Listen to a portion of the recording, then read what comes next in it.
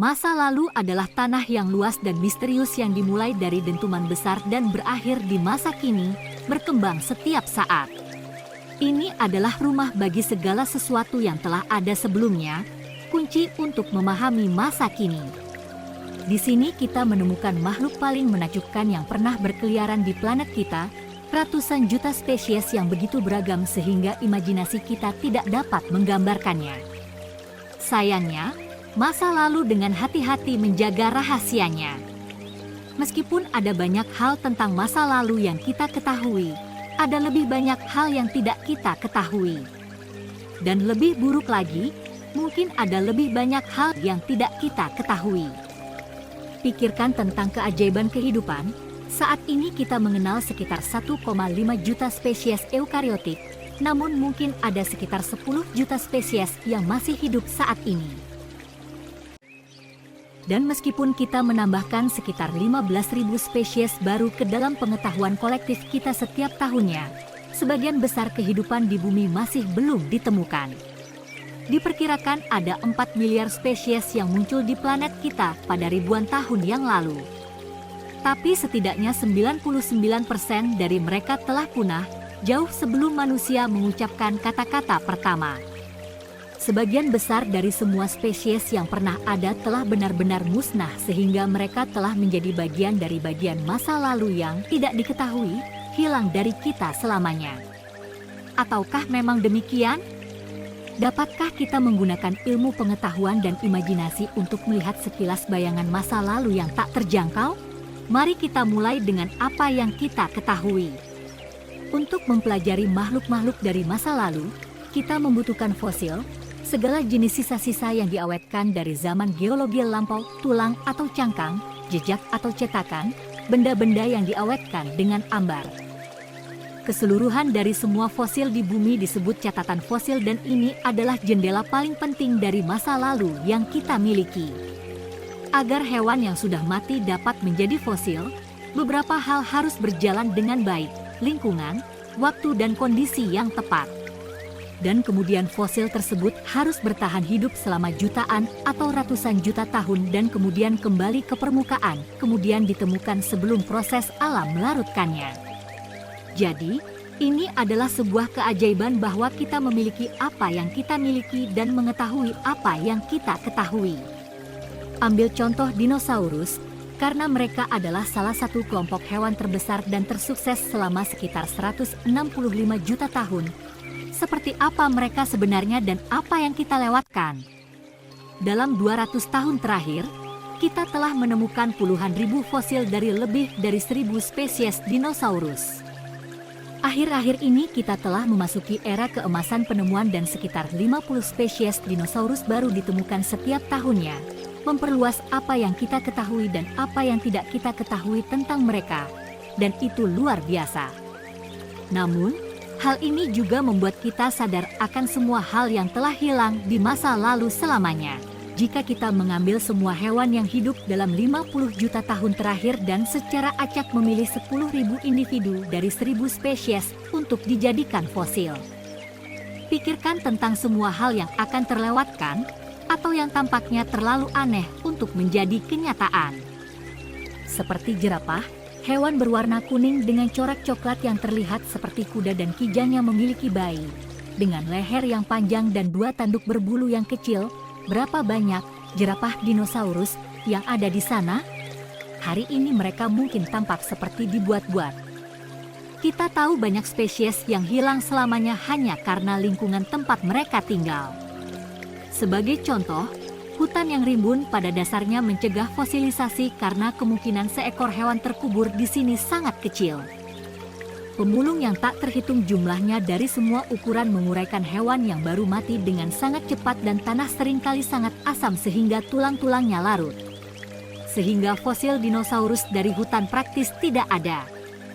Saat ini, setengah dari semua spesies yang diketahui hidup di beberapa hutan hujan yang tersisa yang hanya mencakup 2% dari daratan bumi. Jutaan tahun yang lalu ketika dinosaurus berkeliaran di bumi, hutan menutupi lebih banyak bagian dari planet ini. Jadi, selain beberapa serangga dan hewan kecil lainnya yang terperangkap dalam ambar, Seharusnya ada jutaan spesies yang muncul dan lenyap tanpa meninggalkan jejak. Tapi secara umum biologi membuat kita bingung. Lihatlah tubuhmu. Sebagian besar tubuh kita adalah benda-benda yang licin, lengket, dan lembut, yang tidak terawetkan dengan baik. Yang paling lama bertahan adalah bagian tulang yang mengkristal, sehingga sebagian besar fosil dinosaurus berupa tulang atau gigi biasanya berupa potongan-potongan, bukan kerangka utuh. Ini berarti bahwa hampir semua hewan tanpa tulang atau tanpa cangkang praktis terhapus dari catatan fosil. Jika kita melihat keanekaragaman hewan aneh yang menakjubkan seperti cacing, ubur-ubur, dan siput yang masih hidup saat ini, kita hanya bisa berspekulasi tentang apa yang kita lewatkan. Meskipun untungnya, banyak spesies yang sebagian besar lunak dan lengket juga meninggalkan keragaman kerang yang luar biasa yang memberitahu kita banyak hal tentang masa lalu kita, jadi setidaknya kita memiliki itu. Namun, ketika kita berpikir tentang semua spesies tanpa tulang yang mungkin ada dalam 1,5 miliar tahun terakhir, upaya terbaik kita untuk membayangkannya pun gagal. Namun, membayangkan kembali sesuatu berdasarkan tulang belulangnya bukanlah hal yang mudah. Sehingga cara kita membayangkan seperti apa rupa dinosaurus telah banyak berubah dalam beberapa tahun terakhir. Di masa lalu, banyak ilustrasi yang memiliki tampilan yang kurus dan minimalis dengan seringai bergigi untuk menandakan keganasan dan bahaya. Tetapi jika kita menggambar hewan masa kini dengan cara yang sama, berdasarkan kerangka mereka, hanya untuk bersenang-senang, kita akan mendapatkan makhluk yang paling aneh. Gajah, angsa dan babon yang terlihat seperti monster yang keluar dari mimpi buruk. Sangat mirip dengan hewan-hewan masa kini, kita harus membayangkan dinosaurus dengan jaringan yang jauh lebih lunak, perut atau dada yang gemuk, bagian lunak yang aneh seperti lipatan kulit, bibir dan gusi, serta fitur-fitur lain yang membuat mereka tampak seperti makhluk yang lebih menyenangkan. Beberapa fitur lembut sebenarnya meninggalkan jejak khas pada tulang yang bisa kita cari pada kerangka hewan yang sudah punah. Dan disinilah hewan-hewan masa kini yang memiliki fitur serupa sangat membantu. Sama halnya dengan warna. Karena kita tahu seperti apa bulu burung yang masih hidup, teknologi modern yang dikombinasikan dengan fosil-fosil yang sangat langka dengan sisa-sisa bulu halus yang diawetkan memberi kita gambaran sekilas tentang warna asli dinosaurus yang telah punah. Kita tahu bahwa Sinosauropteri yang mungil memiliki ekor bergaris-garis dan teman dino kecilnya, Anchiornis huxley, berwarna putih dan hitam dengan bulu-bulu merah yang indah di sekeliling kepalanya.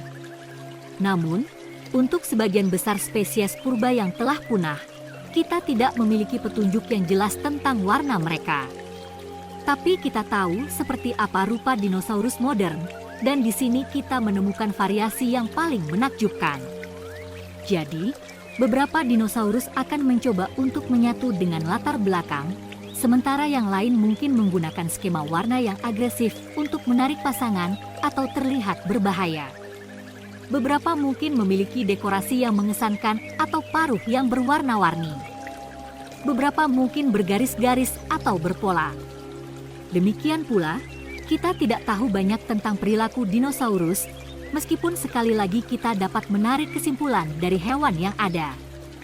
Sebagai contoh, bahkan predator puncak seperti singa menghabiskan banyak waktu mereka untuk berbaring, berpelukan, saling menjilati, dan bermain. Mengapa dinosaurus begitu berbeda? Ketika pertama kali menemukan tengkorak T-Rex dengan gigi-giginya yang besar dan mungkin gigitan terkuat dari semua hewan darat yang pernah ada, kita membayangkan seekor binatang buas dan bodoh. Tapi teknologi pemindaian modern telah mengungkapkan bahwa T-Rex memiliki rasio otak dan tubuh yang lebih besar daripada beberapa pemakan daging raksasa sebelumnya.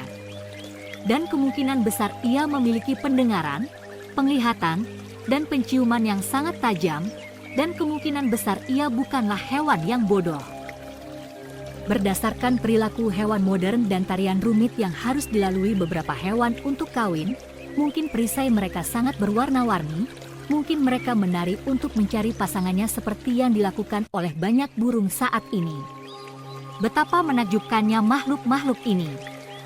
dan betapa ruginya kita karena tidak bisa mengalaminya secara langsung. Sungguh kehilangan yang lebih besar lagi karena ada begitu banyak hal yang tidak akan pernah kita ketahui tentang mereka, dan yang lebih tragis lagi, semua makhluk yang absurd dan indah yang menghilang tanpa jejak. Namun begitulah hidup, waktu terus berjalan tanpa mempedulikan perasaan kita dan masa lalu terus meluas dengan setiap waktu yang berlalu. Sebagian besar hewan liar yang masih hidup saat ini kemungkinan besar tidak akan meninggalkan fosil dan juga akan menghilang selamanya. Namun, kita dapat melakukan sesuatu tentang hal itu. Alih-alih mempercepat kepunahan yang kita saksikan, kita dapat menjadi penjaga kehidupan dan melestarikannya di tempat yang kita temukan. Jika memungkinkan di alam liar, jika tidak, maka di museum, film, dan dalam pikiran kita. Karena sehebat-hebatnya imajinasi kita, dan semenarik hebatnya kita berpikir tentang hewan-hewan yang merupakan bagian dari alam yang belum diketahui, akan lebih baik lagi jika kita bisa menyaksikannya di masa sekarang.